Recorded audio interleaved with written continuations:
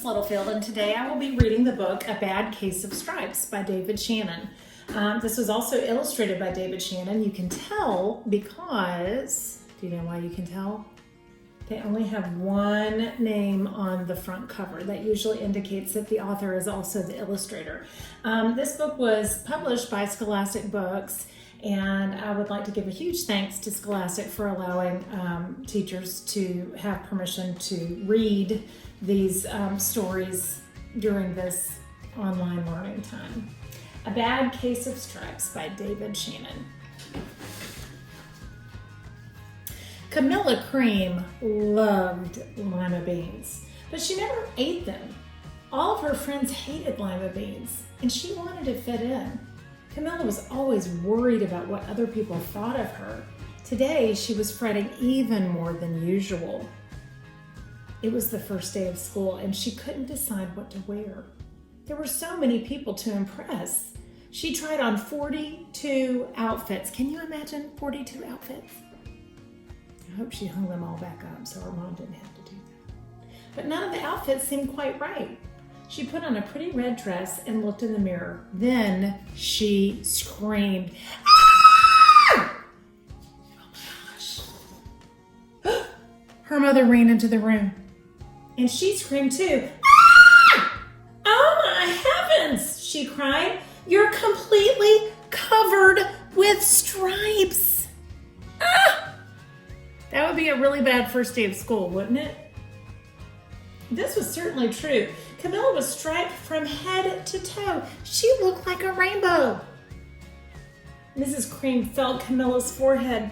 "Do you feel all right?" she asked. "I feel fine," Camilla answered, "but just look at me." "You get back to bed this instant," her mother ordered. "You're not going to school today." Camilla was relieved. She didn't want to miss the first day of school, but she was afraid what the other kids would say, and she had no idea what to wear with crazy stripes.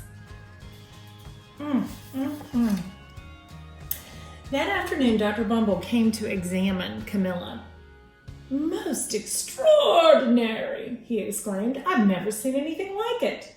Are you having any coughing, sneezing, runny nose, aches, pains, chills, hot flashes, dizziness, drowsiness, shortness of breath, and uncontrollable twitching?" "No," Camilla told him. "I feel fine."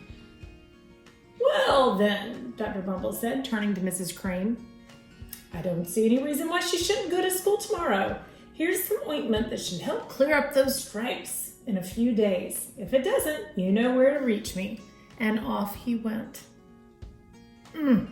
She's gonna have to go to school with stripes. Oh my gosh. Look, even her tongue is striped. Can you see? Most extraordinary. The next day was disaster. Everyone at school laughed at Camilla.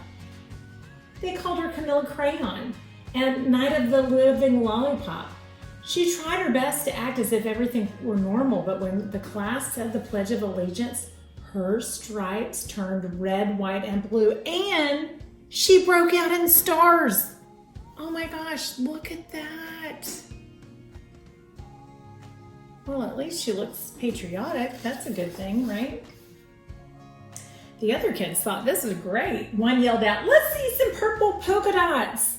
Sure enough, Camilla turned all purple polka dotty. Someone else shouted, "Checkerboard!" And a pattern of squares covered her skin. Soon everyone was calling out different shapes and colors, and poor Camilla was changing faster than you can change the channels on TV. Oh my gosh, look at her hand. It is camouflage with patriotic stars and stripes with purple polka dots. It looks like that's the alphabet, the checkerboard. She's just every different color. Whew. That night, Mr. Harms, the school principal, called. "I'm sorry, Mrs. Cream," he said. "I'm going to have to ask you to keep Camilla home from school. She's just too much of a distraction, and I've been getting calls from other parents. They're afraid those stripes may be contagious." Camilla was so embarrassed. Oh my gosh, can you imagine how she felt? I can't, I really can't. She couldn't believe that 2 days ago everyone liked her. Now, nobody wanted to be in the same room with her. Her father tried to make her feel better. Is there anything I can get you, sweetheart? He asked. No, thank you, sighed Camilla. What she really wanted was a nice plate of lima beans, but she'd been laughed at enough for one day. Yeah, her parents really look worried. Oh wait, sorry, I think I skipped a page. Does that ever happen when you're reading where you skip a page? Oh, maybe I didn't skip a page. Okay, sometimes it happens, you never know. Well, yes, I see, Dr. Bumble mumbled when Mr. Cream phoned the next day. I think I better bring in the specialist. We'll be right over. About an hour later, Dr. Bumble arrived with 4 people in long white coats. He introduced them to the Creams. This is Dr. Grop, Dr. Sponge, Dr. Cricket, and Dr. Young. Then the specialist went to work on Camilla. They squeezed and jabbed, tapped, and tested. It was very uncomfortable.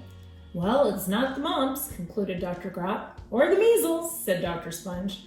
Definitely not the chicken pox, put in Dr. Cricket. Or sunburn, said Dr. Young. Try these, said the specialist. They each handed her a bottle filled with different colored pills. Take one each before bed, said Dr. Grop. Then they filed out the front door, followed by Dr. Bumble. Okay, look at poor old Camilla. Everybody's looking at a different part of her skin. All right, so those are the specialists. You are not going to believe what happened. You remember how many types of medicine she had to take? That night, Camilla took her medicine. Look at what she looks like the next day. It was awful. When she woke up the next morning, she did feel different, but when she got dressed, her clothes didn't fit quite right. She looked in the mirror, and there, staring back at her, was a giant, multicolored pill with her face on it. Ah! No wonder her jeans didn't fit just right. Poor old Camilla. Dr. Bumble rushed over as soon as Mrs. Cream called, but this time instead of the specialist, he brought the experts. Dr. Gord and Mr. Millen were the finest scientific minds in the land. Once again, Camilla was poked and prodded, looked at and listened to. The experts wrote down a lot of numbers. Then they huddled together and they whispered. Dr. Gord finally spoke. It might be a virus, he announced with authority. Suddenly, fuzzy little virus balls appeared all over Camilla. Ah! Or probably some type of bacteria, said Mr. Millen. And then out popped squiggly little bacteria tails. Or it could be a fungus, added Dr. Gord. Instantly, Camilla was covered with different colored fungus blotches. The experts looked at Camilla and then they looked at each other. We need to go over these numbers again back at the lab, Dr. Gord explained. We'll call you when we know something. But the experts didn't have a clue, much less a cure. By now, the TV news had found out about Camilla. Reporters from every channel were outside her house telling the story of the bizarre case of the incredible changing kid. Soon, a huge crowd was camped out on the front lawn. Uh-oh. Everybody wants to see what Camilla looks like. Oh no, the Creams were swamped with all kinds of remedies from psychologists, allergists, herbalists, nutritionists, psychics, and an old medicine man, a guru, and even a veterinarian. Each so-called cure only added to poor Camilla's strange appearance until it was hard to even recognize her.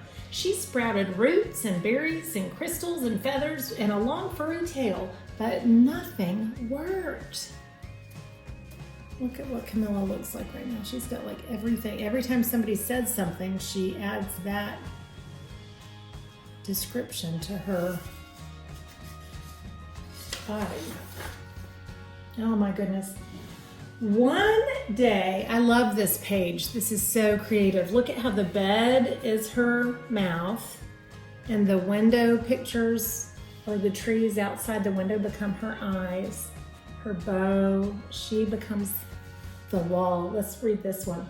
One day, a woman who called herself an environmental therapist claimed that she could cure Camilla. Close your eyes, she said. Breathe deeply and become one with your room. Oh, I wish you hadn't said that, Camilla groaned. Slowly, she started to melt into the walls of her room. Her bed became her mouth. Her nose was a dresser, and 2 paintings were her eyes. The therapist screamed, "Ah!" and ran from the house. What are we gonna do? Cried Mrs. Cream. It just keeps getting worse and worse. And she began to sob. At that moment, Mr. Cream heard a quiet little knock at the front door. He opened it, and there stood an old woman who was just as plump and sweet as a strawberry. Excuse me, she said brightly, but I think I can help. Look how sweet she looks. She went into Camilla's room and looked around. Oh, my goodness, she said with a shake of her head. What we have here is a bad case of stripes, one of the worst I've ever seen. She pulled a container of small green beans from her bag. Here, she said, these might do the trick. Are those magic beans? Asked Mrs. Crane. Oh, no, replied the kind old woman. There's no such thing. These are just plain old lima beans. I bet you'd like some, wouldn't you? She asked Camilla. Camilla wanted a big, heaping plate full of lima beans more than just about anything, but she was still afraid to admit it. Yuck, she said. No one likes lima beans, especially me. Oh, dear, the woman said sadly. I guess I was wrong about you. She put the beans back in her bag and she started toward the door. Camilla watched the old woman walk away. Those beans would taste so good. And being laughed at for eating them was really nothing compared to what she'd been going through. She finally couldn't stand it. Wait, she cried. The truth is, I really love lima beans. I thought so, the old woman said with a smile. She took a handful of beans and she popped them into Camilla's mouth.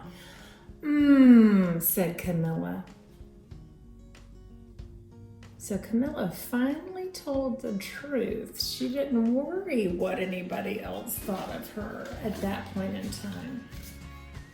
Suddenly, branches, feathers, and squiggly tails began to disappear. Then the whole room swirled around. When it stopped, there stood Camilla, and everything was back to normal. I'm cured, she shouted. Yes, said the old woman.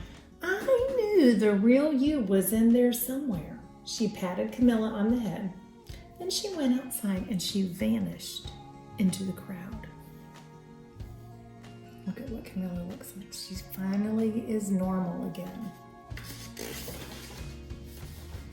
Afterward, Camilla wasn't quite the same. Some of the kids at school said she was weird, but she didn't care one bit. She ate all the lima beans she wanted, and she never, ever had a touch of stripes again. Isn't that the sweetest story? I love it. Look at her hair bow. Do y'all notice something special about her hair bow? It's still rainbow striped. Maybe that was a nice reminder for her. So that story was A Bad Case of Stripes by David Shannon. I hope you enjoyed it.